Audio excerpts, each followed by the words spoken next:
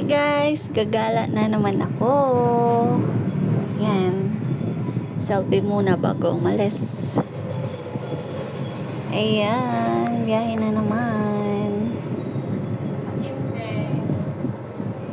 Sige. Yan.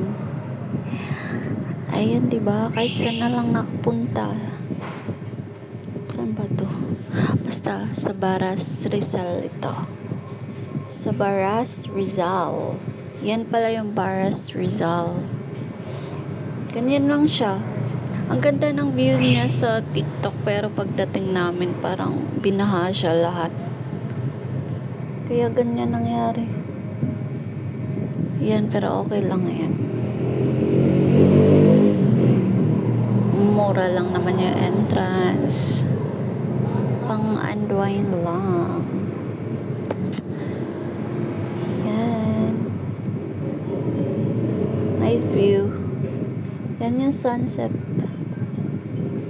Hanap lang ng pwesto. Nice view. Wala eh. Hindi nakita yung view.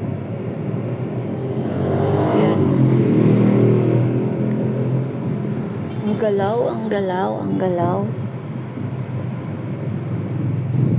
Kalain mo yun, nakala ko yung bundok, walang ilog dyan. Ay, walang tubig dyan banda. Kasi parang part na siya ng bukid. Rizal. Ang daming bundok, pero may ganito pala dito. Wala lang, ang ganda. Nakaka-amaze yung nature. Ayan. Wala lang.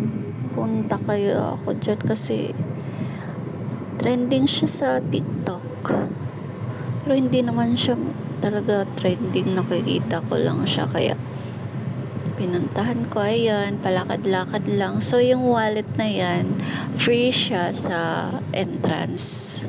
Free ba?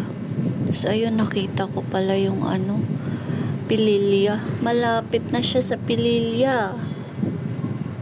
Kasi ang layo din to eh. 2 hours din mahigit. Kaya ayun. Ayan. Ayan. Diba? Tuwang-tuwa.